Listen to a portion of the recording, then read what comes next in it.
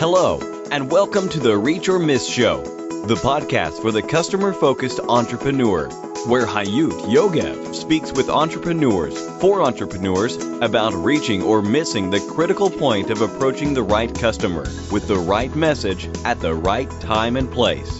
The point where business success starts. And here is your host, Hayut Yogev. Reach or Miss, Episode 52. Marc Hemeon is an artist and designer living and painting on the North Shore of Hawaii. Previously, Marc was the founder of Design Inc. and has co-founded a number of companies, including North Technologies, which merged with Hodinkee.com in 2015. And the co-founder of Fflick, which YouTube acquired in 2011. Following the acquisition, Marc was part of the team to redesign YouTube in 2011 and again in 2012, leading the site-wide redesign. Previously, Marc led design teams at Oakley and Digg and co-founded a number of companies, including TeeFury and Design by Humans. Marc Hemeon, it's a pleasure to have you here. Hi. Hi. Right from Hawaii. Right from Hawaii. That's great. It's really great to have you here, and I just shared with our listeners what you've done until now. And I would like you to share with us, what are you most passionate about today and where are you heading? I've always been someone who likes to make things, whether it's applications or software or art. And I'm actually I'm a recovering entrepreneur, I like to say, I guess. Last year I closed a startup that I had founded. We can get into this a little bit later, but I closed a startup that I founded in California, sold my house, and kind of took a break from tech. After 20 years of tech, kind of took a break and moved out here to the North Shore of the island of Oahu, where my wife is from. Oh. And we've been here almost a year now. And currently I am trying a different hat on. Currently I'm trying to paint and trying to do art and trying to create things that inspire people. And my current medium is waves, and thinking about the ups and downs that we've all faced as entrepreneurs and startup folks and how difficult that might be. It seems, I don't know, it's funny. I thought that painting would be a bit of a rest, but it's actually proving to be quite challenging and quite hard. But it's been a nice break for my mind. I think it's great, and I must tell our listeners that you told me perhaps I won't be interesting anymore because you're on a break and making art right now. And I thought it's such a great opportunity because, we are all together in these waves and ups and downs of entrepreneurship. I think a lot of times we are successful, even when we decide to close, because this is part of being successful. I remember some magazine many years ago about leadership. And great leaders talked about who is a real leader as they say it. And one of them, which I really admired, said that a great leader, the most successful ones, are those who can stand failures in a row. Mm-hmm. And I was very young and I was shocked. I thought the successful leaders, the great ones, are those who are succeeding all the time. That's why I think it's such a great opportunity, and I really thank you for that. Well, you're welcome. I'm happy to fail so that other people can. There is a paradox in all these great quotes we read that you learn so much from failing and it's all about the experience. But I got to tell you something from my point of view, when you fail, it really sucks. It hurts. You let a lot of people down. People lose their jobs. Investors lose their money. There's real consequence. And I don't want to glaze over the real consequence of failure. There's consequences. There's bad stuff that happens. It isn't all like, okay, well, I learned a big lesson and I'm a better person for it. It hurts. It leaves scar tissue. Sure, it hurts, and exactly like you, I've experienced some failures, and everybody does. Mm-hmm. I have one of the questions is about the biggest, most critical failure with customers, and they have awful stories of failures, really, really hard ones, and a lot of scars, and a lot of people that they have disappointed, not to talk about their families. But as Jeff Bullis, I think, I don't know whether you know Jeff Bullis. He is one of the greatest people, and he has more than 500,000 followers on Twitter, and he had some very bad period in his time. As he said, and I think almost everybody said, that the biggest failure was the seed for the biggest successes. And I feel it for myself as well. So I always really believe that any failure is really because you know how to treat things differently, and sometimes it's throw you to another direction, and perhaps this is the direction for you. It's always like that, and I love that. It's very important not to look at entrepreneurship as start a company, you do a bunch of stuff, and then you sell it and you make a bunch of money. Start a company, do a bunch of stuff, take it public on a stock market and make a bunch of money. That is not the point of doing startups. That is not the point of building anything. And in fact, you look in the news today, Facebook is being challenged with their privacy concerns. Uber, of course, sure. Uber had leadership issues. Airbnb hasn't gone public yet either. You know, there's all these interesting things about what people define as successful. And just because you look at someone's Instagram account, or just because someone has 500,000 followers, or just because someone is speaking at conferences or they're giving out advice, that doesn't necessarily mean they're successful. And what I mean by that is each individual has to define what success means for them. There's probably 3 or 4 kind of main vectors on this. Number one would probably be, a lot of people would say financial success, meaning they have enough money to be independent about the decisions that they make with their time, where they go, you know. So that's one version of success. And that's what most folks define success as. I've made enough money to now do what I want. There's another kind of success, though, that says, you know what? I'm not going to wait for the money. I'm going to do what I want to do now. And that's easy. That's easy. You don't have to sit there in your job and be depressed and pissed off. Just stop doing it and go do the thing that you want to do and be happier. Maybe you don't make as much money, but you're going to be a happier individual. That's another level of success. There's a third level of success that has nothing to do with money or with kind of your personal selfish happiness. And maybe that's familial success, you know, meaning maybe a parent or a sister or brother or aunt needs you right now. And so you put everything on hold and you go spend time with them so you can have those bonds that you're not going to have anymore, that no money can buy. That's right. And the fourth, I would say, what I have found to be my biggest thing is just autonomy, meaning having choice, having the power to choose every day how I spend my time. And when you take money, for folks, you know, we had a short intro there. I had what people would call a success. I had a startup in 2010 that got acquired by YouTube and Google. I spent 4 years working there at YouTube and Google and loved it. And they acquired our company. We had a cash windfall from that. It was more of an acqui-hire, not necessarily an acquisition. Yeah. So, but it was still great. Our family was able to buy a home. I was able to pay off tons of debt that I had accumulated from years of building startups. And I thought wrongly, but I thought I was a good entrepreneur because I had an exit. But you know what? It didn't matter. Like I just got lucky. We had a great team and I just was a lucky random dude with a bunch of other, you know, talented engineers. And we just got lucky. It doesn't mean we were good entrepreneurs. Because we got acqui-hired does not mean we are good or better than any other entrepreneur out there who is racking their brains trying to find market fit, having a tough time. You're just as good as any company that gets acqui-hired. Ship, a company I love, SHYP, shut down today. They were incredible. That startup was amazing. Their founder, brilliant, killer team.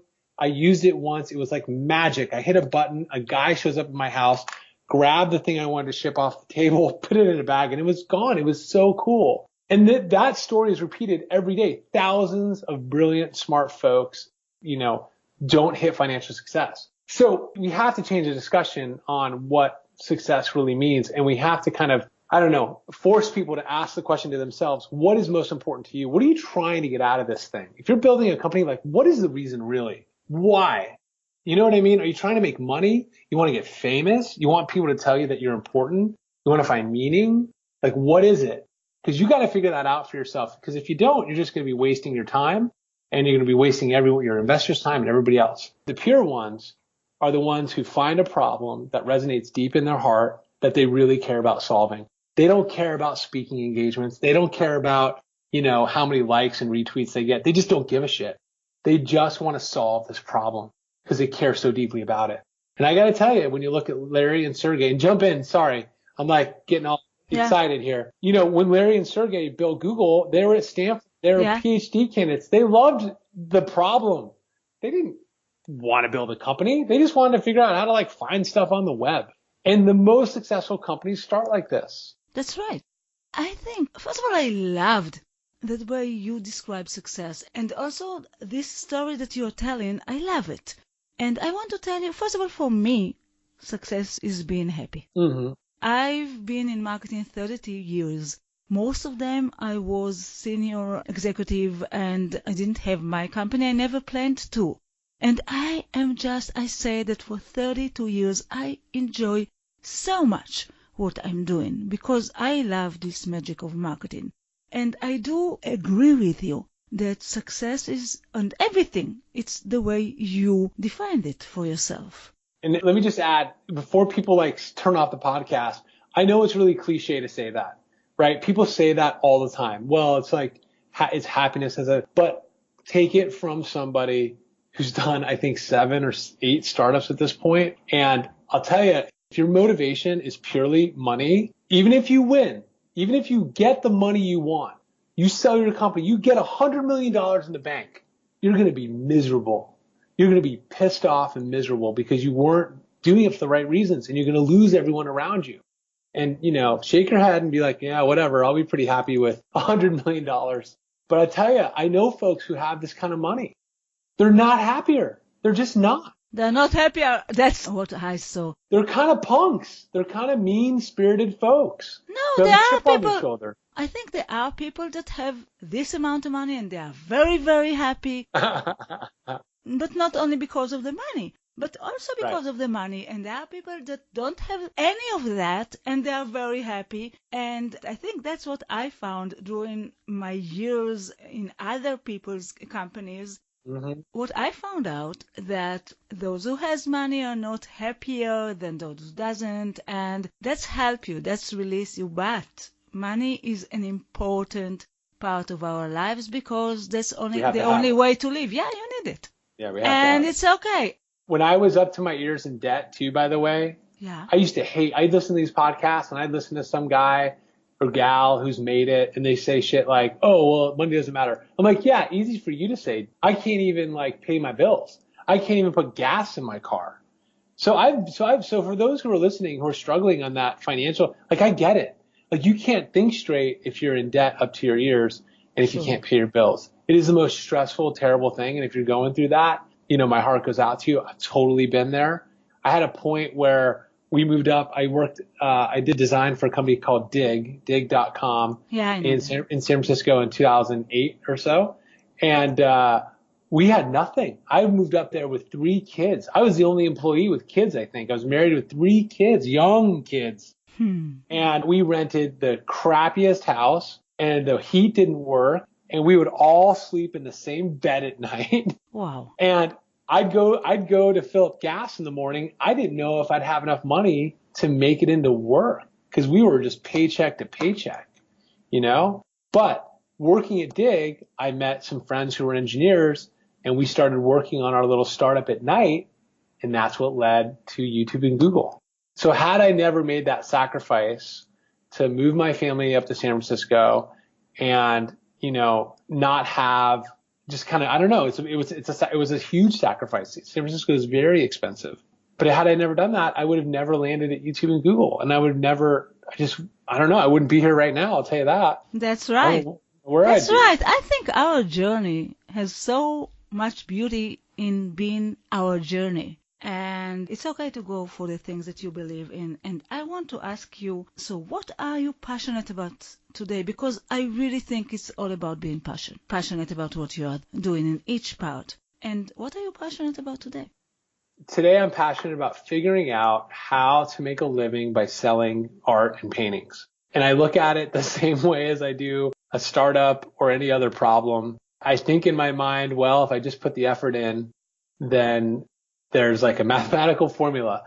Effort in equals some kind of result. And I'm trying to figure that out right now. And it's funny. I'm waking up every morning at 6 a.m. I can't wait to get up. I built a little studio under my house and I'm down here, painting lines and trying to figure it out and trying to understand what it really takes. And it's funny. Some folks don't believe me. They think, well, you're still doing design on the side. You can always freelance on the side and make some money. And I'm like, I can, but then that's hours that I'm not painting or I'm not learning and I'm not growing and trying to figure this out. I'm old, well, from a beginner's mind, I'm 42.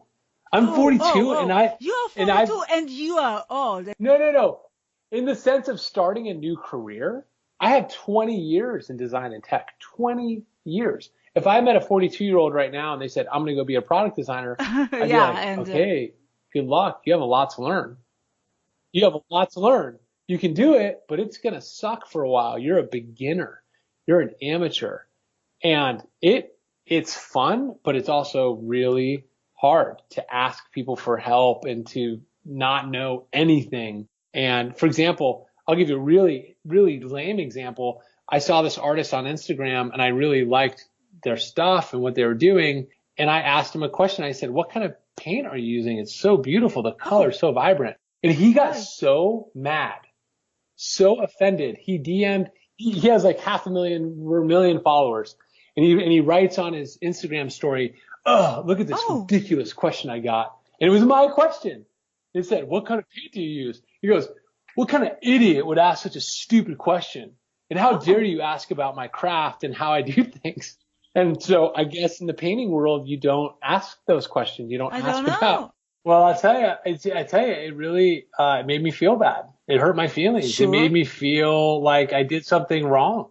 And it made me also kind of reflect on, well, gosh, I hope I never did that to anybody. When they asked me about logo design or how to design an app, I sure hope I was nice. Well, so let's bring this into the conversation around if you're starting anything. Like when you start a startup, there is no book. There's no book you can buy. I mean, there are people, I think Sam Altman's classes, and I'll link this, I'll send you a link for it. The Y Combinator, how to start up. He has a bunch of videos on there. You can watch those till you're blue in the face. It doesn't matter because until you have to set up your own company, hire a lawyer, do your articles of incorporation, get your payroll going, figure out a lease for your building, how to hire somebody, how to fire somebody.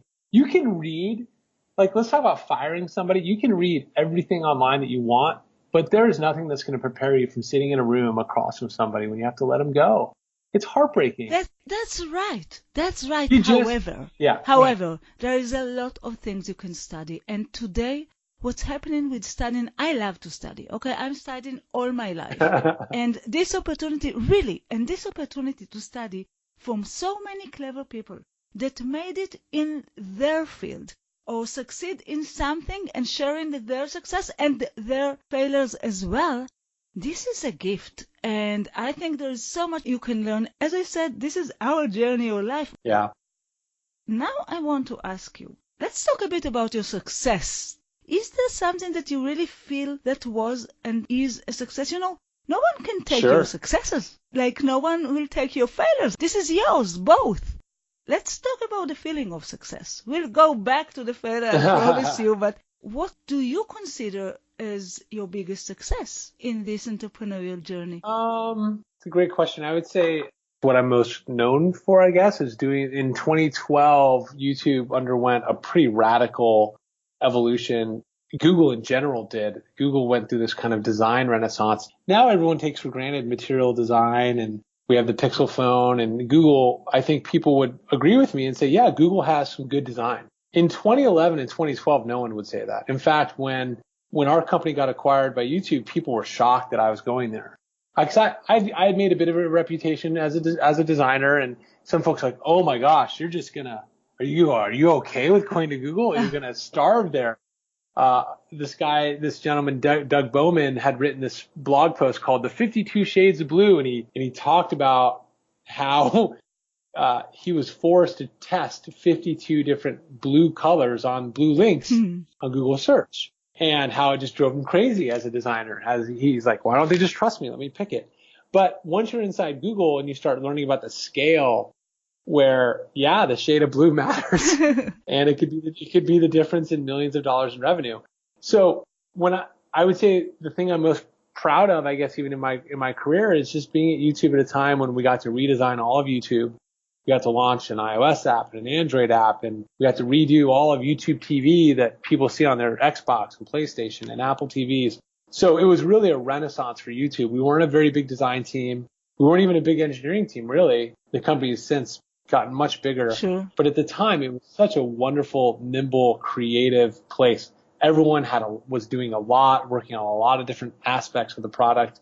And it was just really cool to basically be a part of the team that really redesigned YouTube or designed it for the first time. Because up until that point, YouTube was growing so quickly, they never really took a moment to even kind of organize everything. So that was a pretty special time. I mean, the other typical answers are like my kids and my family. Yeah. But which is, but I asked about the... Sure. Yeah. Professional. Yeah. First of all, I think this is the most important thing. And not everybody thinks that their family and kids is the best thing they've got. And I think that those who does are very lucky people. I feel it the same. And that's great.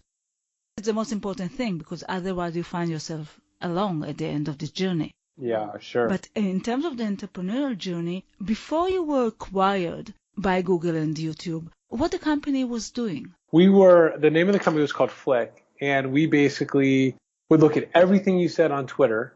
And if you ever said anything about a movie, we'd pull it into this big pool and this big engine, and we did movie reviews based on what people said on Twitter. And so you could go to Fflick, and we would algorithmically figure out what the world thought about any given movie. And so we did a combination of sentiment analysis and some other brute force stuff. And you could just go in there, you could look at what everyone was saying about a movie or what just your friends were saying about a movie. It was a time when Twitter's very different nowadays in how people use Twitter. Right now, when we put something on Facebook or Twitter or Instagram, we assume that everyone is going to see it. Oh. If you think back 8 years ago, that was a really weird thought. Yeah. People weren't used to the idea of when they share something online that like their boss would see it, right? And people would share stuff online and then they would get fired. And it took a couple years for society to catch up and learn, oh, if I post this online, everyone will see it. But because of that, people were very honest on Twitter. I think people are more curated now. I don't think they're very honest. I think they're very calculated about what they say. You know, I'm not saying they're lying, but they're building it up. That's right. You are building it up because this is one of your most or your greatest professional tool today.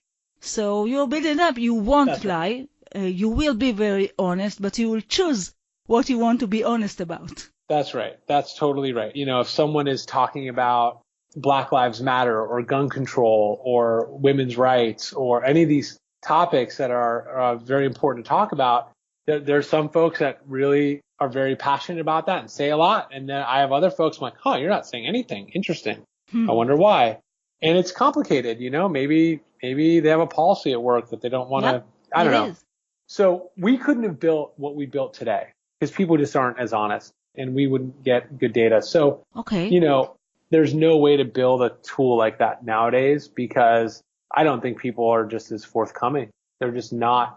They're not walking out of a movie and saying, wow, Star Wars blew my mind. They're not really doing that anymore. They're thinking, what am I going to write about it in my Facebook or Twitter? That's right. That's right. We have changed. We all have changed. Who were your customers back then? We were trying to sell our data to movie studios, Universal, MGM, DreamWorks, all these folks. And so we took some trips down to LA. And we showed them what we built because we knew that there was a lot of money in selling data. But, you know, we launched our service. It became very popular very fast. And we got acquired within months of launching our website. Wow. Different time, though, right? This is 2010. There's no such thing as apps. I mean, there's apps. It's very hard. I think if you're building an app nowadays, people download less than one app every 2 months. That's right. You could, and I think also we hacked Twitter a little bit. People, when you signed up, we, notified your followers. You can't do that. And that's bad. That's bad growth hacking. But back in the day, when you signed up with your Twitter account, we automatically tweeted on your behalf. That's really bad. That's not a good thing to do. We didn't get permission from the user. So you'd sign up for a new Fflick account. It would say, hey, I'm on Fflick, join me. And we let that run for about a day when we first launched, and I got blasted by people. People were like, dude, that's like bullshit. You can't like tweet on my behalf. And we're like, okay, no problem. We were just kind of learning. We thought it was like smart. We thought you'd be proud. Actually, you were acquired because of the technical? That's right. Yeah, because of the team, the technical, yeah. And you had a lot of users then? Yeah, we had a lot of users. Yeah, it was crazy. That's beautiful. So you have chosen to quit for a while, the entrepreneurial world? Well, I quit. Yeah, I left Google in 2014 and I started another company called North with a friend of mine named Kevin Rose. We raised $5 million to build apps, to be an incubator. And what we did is we said, what if we build one app every 4 months? And part of the challenge when you're an investor is if you're going to deploy $5 million, you need to find, let's say you wanted to write $200,000 seed checks. Yeah. Well, that's a lot of entrepreneurs you got to find and believe in to, deploy that kind of capital. That's right. So Kevin and I we raised that money on the promise of like, look, we know how to build software. We're going to build an app every 4 months.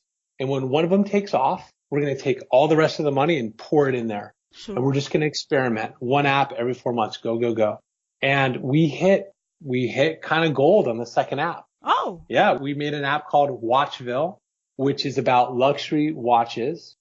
Okay. That turned into this wonderful journey where we ended up merging with the number one watch seller at this point, a company called Hodinkee. Oh. And so our company, we became Hodinkee.com. And my co-founder, Kevin, went out, became the CEO. They're out of New York. Hodinkee now is a very successful business. We sell luxury. We write about luxury watches. We sell luxury watches. And it's probably the number one expert on Rolex and all these IWC, all these really well-known watch brands. And so that was going really well. That happened really fast. That happened in under 2 years. And so then I was like, well, gosh, okay, maybe I do know how to do this entrepreneurial thing. And I said, Kevin, good job on Hodinkee's kind of going. I'm going to go do my own. So I went out and I raised $2.3 million on my own and created a design company called Design Inc. And we helped companies find designers. We built a platform for it. So you could go on there and say, hey, I need help with an app or a logo or whatever. And we'd match you up with designers that I handpicked. I handpicked over 2,000 designers, interviewed them. Wow. Scrubbed them. Yep. And it did pretty well. But we got to a point where we were making revenue, but not enough to push on to a Series A. And so with $1 million left in the bank, I closed it down. Oh. I gave half the money back to our investors. That was the last one? That was the last one. That was the summer of last year. But why do you see it as a failure? Oh, this one hurt the most because, when I left Google and did North, it was with Kevin. He kind of raised that $5 million. I was his co-founder. This last one, this was mine. I was the founder. I was the driving force behind it. I think being a co-founder is cool, but it's kind of easy, Sorry, all you co-founders, they'll get mad, but it's true. They're not taking near the risk that the initial person has when they have the vision and the drive. And I thought, I built a platform that I wish existed, that I thought the market wanted, and it just didn't. And I was like, crap, I was wrong. And that sucks. It sucks to be wrong. Yeah, but you will be right again. Yeah. Everything is okay. Who are your customers there? Who did you approach? We had over 900 companies use Design Inc. It could be a small, medium, or large business. We had Facebook use us. We had Google use us. We had insurance companies use us. Anyone could use Design Inc. It was free. It sounds like a great success to me. And it also sounds, really, I must say, finding out that it's not going to be as successful as you promised and closing it and giving back some of the money, I think it's success. And you said at the beginning of this conversation that a person is choosing what is a success for him. Well, So we are talking about customers and customer focus, and I want to ask you, can you recommend what is the most effective, best technological or digital tool that related to customer focus, marketing or sales, and you think that might help other entrepreneurs as well? Great question. For me, there has been huge power in writing long form content on Medium. I've tried emails. I've tried using tools like reply.io and email drip campaigns, email marketing, even content marketing on Instagram and everything. Nothing for me quite made as much of an impact as a really well thought out article on Medium. So let me give you an example. Yeah. I have an article on Medium that says, how to not suck at design. Yeah. And I just wanted to write the most simple, here's like super easy things anyone can understand on how to be a designer so you don't sound like a goofball. So yeah, and it was very simple and it went crazy, it went very viral. It had nothing to do with our business. It talked about design, yes, but we got a lot of customers from that. I then wrote another article, how to make a logo in 5 minutes for free. Wow. But and some people said, well, why are you telling people how to make a logo for free? I'm like, well, because the reality is it's actually really hard. And I know that people are going to follow this article. They're going to try to do it. They're going to get frustrated. Then they're going to use our service, Design Inc. But I was very open. I said, look, here's how you do it. Here's 10 fonts that are really cool. Gotham, Helvetica, a few others. Pick one. All right, cool. Write the name of your company in that font. So you write it in Helvetica. Beautiful. You're halfway there. Now take the first letter of your company's name, put it in a circle and make it, and here, pick a color. You're finished. If you want extra credit, go here to the Noun Project and maybe add an icon. But I said, look, if you're a startup and you're an entrepreneur, don't waste your time on a logo or brand. Just get your name looking somewhat nice, build your app, find out, as we've talked about, if customers want what you're trying to offer. And then when you make some money, then hire a real designer and make it happen. And that was kind of spirit of it. That article has been my most popular article I've ever written. How many people read it? Hundreds and hundreds of thousands, Wow. Maybe not quite a million, but it's way up there. Wow. So I'll put the link there and we'll look at it. Yeah, we'll put the links in there.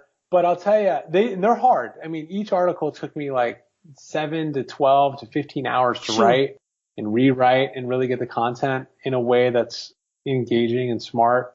Think about the title a little bit. Analyze what's out there. Don't use a title or don't write about something that other people have, and try to write something a little bit more broad. And this stuff is evergreen. Like people are constantly still. I closed my company. People still are linking to the articles on Twitter and sharing them out. And I just think that's a wonderful opportunity, especially if you have a domain knowledge around something. If you're building a company around something you really know a lot about. I think we forget, because we know so much about the domain we work in, like for you with marketing, we forget that there are millions of people still just starting out and they have no idea and they're looking for the stuff that's inside your head. That's right. So that's been the best tactic, I think, for me.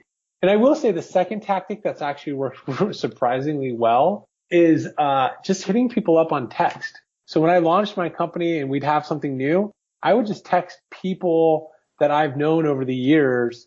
And I'd be very friendly. I wouldn't tell them immediately, hey, check out our company. I would catch up with them, see how they're doing, start talking. And they would usually ask me, oh, what are you up to? I think I heard you did a company or something. I'm like, oh yeah, I'm glad you asked. It's Design Inc. Yeah, if you ever need a designer, you should check it out, but whatever, when you have time.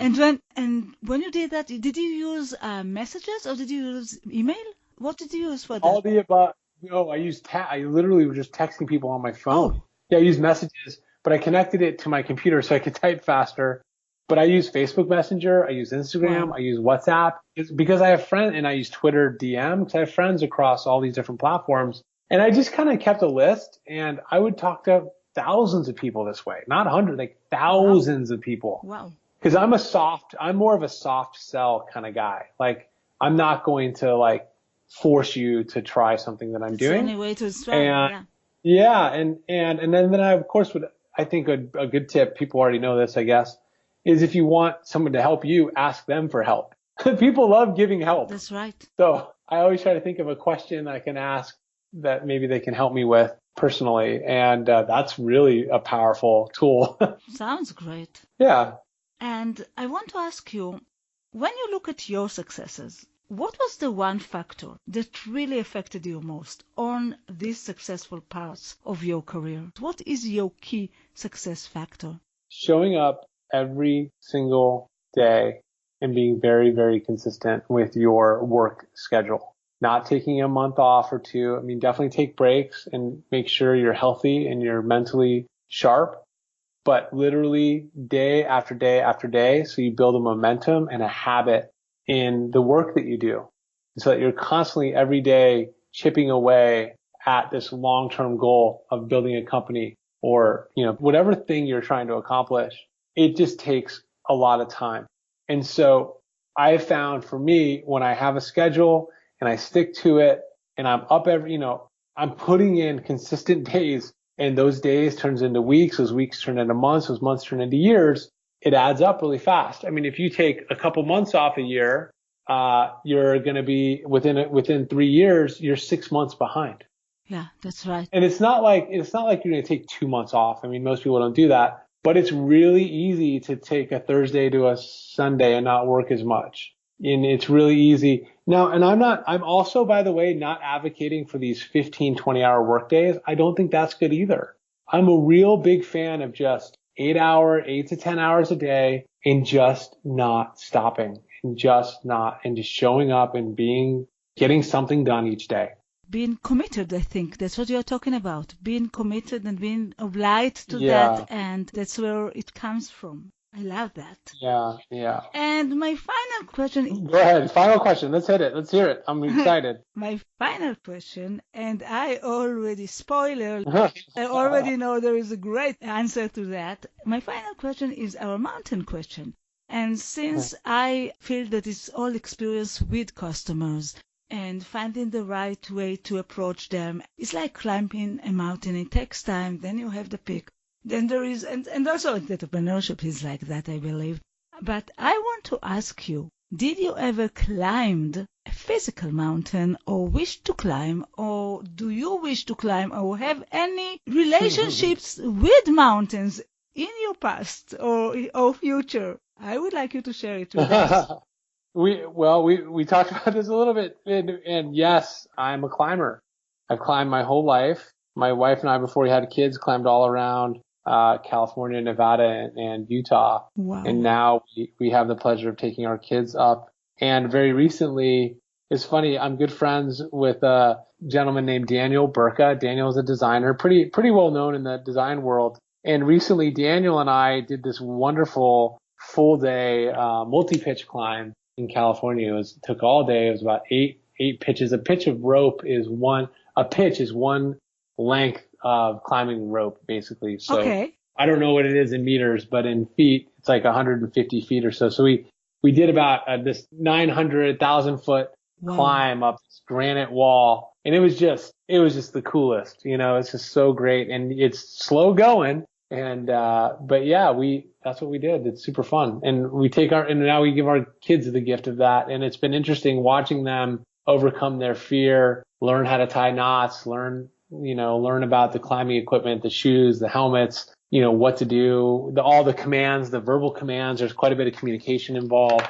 And it's been really cool to see that how they've they love it. They kind of latched onto it and they're kind of really good at it. I think it's so great, and I'm so excited because, first of all, it's the first time that somebody say, when I ask, a lot of people have some kind of mountain experience or mountains wishes, but it's the first time that someone say, yeah, I'm a climber. So I was so excited, and I think it sounds great. And the way you teach your kids, I think it sounds great. And I really, really want to thank you for that. But before we will say goodbye, I want to ask you, what is the best way to connect with you? To everyone that want, first of all, to look what you're doing today with art, but perhaps in other things as well. Yeah, in fact, I hope people do. My last name is a little weird. It's Hemeon. It's Hemeon. 3 words, he, me, and on. We don't say it that way. Basically, if you type my last name into Twitter or Instagram or anywhere, you'll find me. And it's such a unique name. It's an easy way to find me. And please just send me a direct message on Twitter. You can email me. It's just my full name, marchemeon@gmail.com. And I talk to folks all the time, people trying to hey, I need help raising money, or look at my deck, or these kind of things. I can't promise you I'm going to help you raise money, but I can definitely, I'm happy to look at people's decks and give them advice, share things. Happy to help where I can. I want to really, Marc, thank you so much. A lot of times I say that it's really a unique interview because everyone is unique, and those who choose to take this entrepreneurship journey are unique people. And this one was really, really a unique one and totally different. Good.